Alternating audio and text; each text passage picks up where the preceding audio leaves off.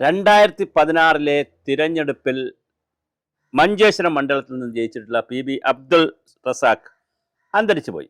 2019 വീണ്ടും തിരഞ്ഞെടുപ്പ് നടന്നോടെ ആ തിരഞ്ഞെടുപ്പിൽ BJPയുടെ മുൻ ദേശീയ അധ്യക്ഷനായിട്ടുള്ള കേരളത്തിലെ എണ്ണമറ്റ വളരെ പ്രമുഖ നേതാവായിട്ടുള്ള K. സുരേന്ദ്രൻ മത്സരിക്കുകയും കേവലം 85 വോട്ടുകൾക്ക് തോക്കുകയും ചെയ്തു. ഒരേ K. അഷ്റഫിനോട് 85 വോട്ടുകൾക്ക് തോറ്റു ഉപതെരഞ്ഞെടുപ്പ്.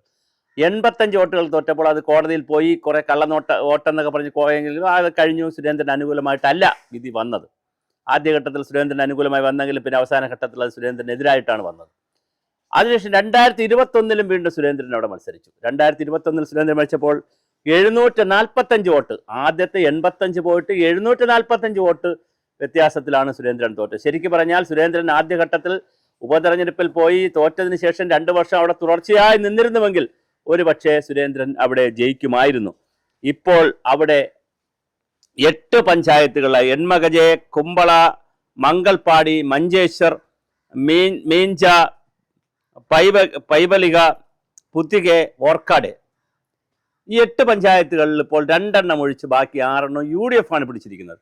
പക്ഷെ അങ്ങനെയാണെങ്കിലും സുരേന്ദ്രൻ എന്ന് പറയുന്ന ഒരു കരിസ്മാറ്റിസം ഉണ്ട് കേരള രാഷ്ട്രീയത്തിൽ. ശോഭാ സുരേന്ദ്രൻ, ഇപ്പോൾ രാജീവ് ചന്ദ്രശേഖർ, ഇങ്ങനെ കുമ്മനം രാജശേഖരൻ, ഇങ്ങനെ കുറച്ച് ആളുകളുണ്ട് പേര് എണ്ണമറ്റ രാഷ്ട്രീയ നേതാക്കൾ. V. മുരളീധരൻ, ഒരു 8-10 പേർ, അങ്ങനെ എണ്ണമറ്റവരുണ്ട്. അവരെ സംബന്ധിച്ചിടത്തോളം അവരെവിടെ മത്സരിച്ചാലും വലിയ ഫയർ ബ്രാൻഡായി നിൽക്കും. അപ്പോൾ തീർച്ചയായിട്ടും സുരേന്ദ്രൻ ഇപ്രാവശ്യം അവിടെ മത്സരിക്കാനുള്ള സാധ്യത കാണുന്നു. ഇത് കാണുന്നത് കഴിഞ്ഞ ദിവസം നിതിൻ ബാബിൻ്റെ, അതായത് BJPയുടെ പുതിയ പ്രസിഡന്റിൻ്റെ സ്ഥാനാരോഹണവുമായി ബന്ധപ്പെടുത്തി ഡൽഹിയിൽ ഒരു മീറ്റിംഗ് ചേർന്നു. ആ മീറ്റിങ്ങിലേക്ക് കേരളത്തിൽ നിന്ന് രാജീവ് ചന്ദ്രശേഖരനും സുരേന്ദ്രനുമാണ് പങ്കെടുത്തത്. അങ്ങനെ പങ്കെടുത്ത കൂട്ടത്തിൽ അവിടെ വെച്ച് നടന്ന ഒരു യോഗത്തിൽ, ഒരു മീറ്റിങ്ങിൽ അമിത്ഷായെ കാണുകയും അമിത്ഷായുടെ ഒരു നിർദ്ദേശം കൂടെ ആണോ എന്നറിയില്ല, തീർച്ചയായിട്ടും സുരേന്ദ്രൻ വട്ടിയൂർക്കാവെന്ന് പറഞ്ഞെങ്കിലും വട്ടിയൂർക്കാവിൽ നിന്ന് മാറി അങ്ങോട്ടേക്ക് പോയിട്ടുണ്ട്, മഞ്ചേശ്വരത്തേക്ക് പോവുകയാണ്.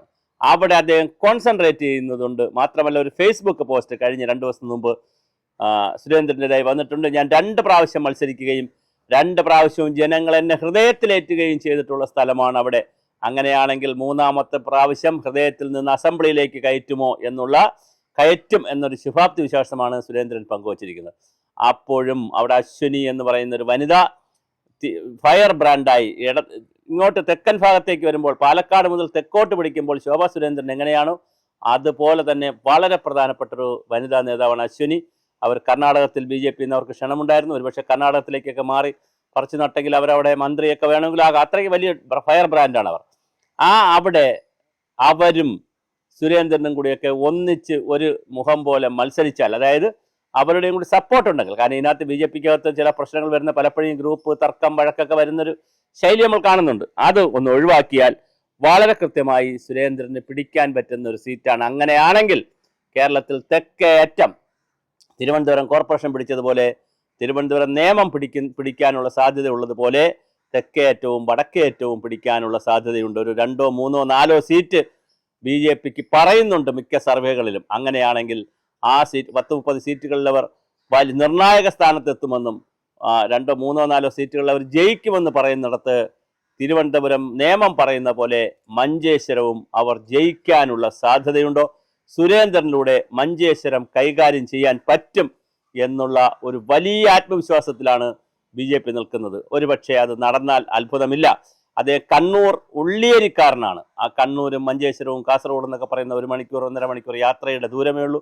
അതുകൊണ്ട് കണ്ണൂർ ഉള്ളിയേരിയിൽ നിന്ന് കാസർഗോഡ് മഞ്ചേശ്വരത്തേക്കുള്ള ദൂരം ഒരു വിളിപ്പാട് അകലെയായതുകൊണ്ട് തന്നെ സുരേന്ദ്രൻ തീർച്ചയായും ജയിക്കാൻ സാധ്യതയുള്ള മണ്ഡലങ്ങളിൽ ഒന്നാണ് മഞ്ചേശ്വരം. അവിടെ 85 വോട്ടിനാണ് ഒരു പ്രാവശ്യം പോയത്.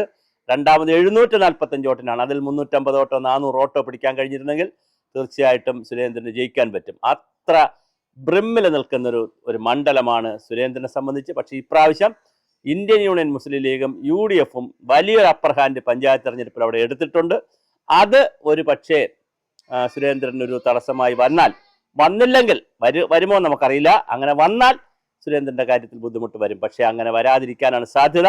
സുരേന്ദ്രൻ മത്സരിക്കുകയും സുരേന്ദ്രൻ ജയിക്കുകയും ചെയ്യുക എന്നുള്ളതാണ്, അല്ലെങ്കിൽ ജയിക്കും എന്നുള്ളതാണ് മഞ്ചേശ്വരത്ത് നിന്ന് വരുന്ന വാർത്ത.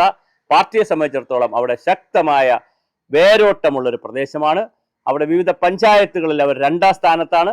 അവർക്ക് മെമ്പർമാരുണ്ട്, ഒരുപാട് ഘടകങ്ങളുണ്ട്. ആ മഞ്ചേശ്വരം മണ്ഡലം പിന്നെ മുസ്ലിംസിനും ഒരു ഡോമിനേഷൻ ഉണ്ട്. മുസ്ലിം ഡോമിനേഷൻ്റെ ഇടയിൽ പോലും BJPക്ക് ഒരു സാധ്യതയുള്ള പ്രദേശമാണ്. മുസ്ലിങ്ങളുടെ ഇടയിലും BJPക്ക് സാധ്യതയുണ്ട്.